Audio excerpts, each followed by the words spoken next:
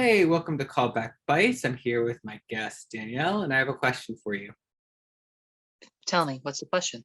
So I want to know what's your favorite animated character and why? Well, there are quite a lot I had to choose from because animation is one of my favorite mediums, but I feel like the one that I settled upon was Amity Blight from the Owl House. For anybody who knows, the Owl House is a very popular Disney show that is unfortunately got cut short.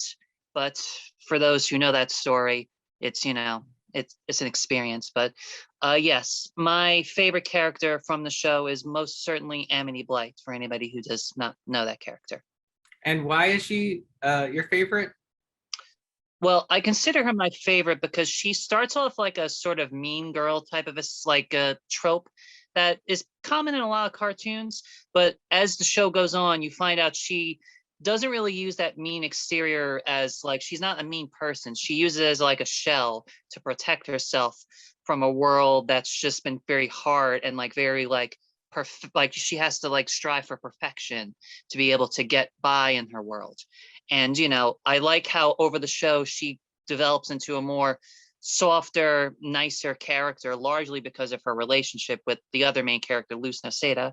For anybody who also knows the main character of the Owl House, they're both like probably one of my favorite pairings. And Amity just she radiates that sort of energy of like being your true self that I just feel like it's very inspiring and it's inspired me in some ways, just as a character. She's like giving me that sort of drive of like a passion.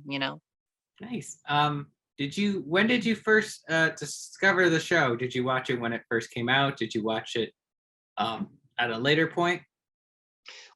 So I started watching it, funny enough, around August 2021. So it was about a year ago now.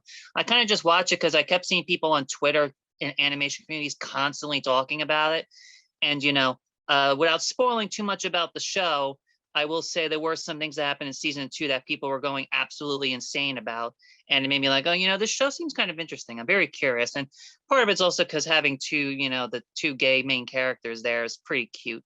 Not gonna lie, I'm a sucker for lesbian relationships, so having two gay characters like that kind of drew me in, and then just the entire ambiance of the show altogether just brought everything. Like I can go on about how much I love the Owl House, but I want to stay on topic. So Nice, nice. Thank you. No, thank you. It was a great answer. And this has yeah. been Callback Bites.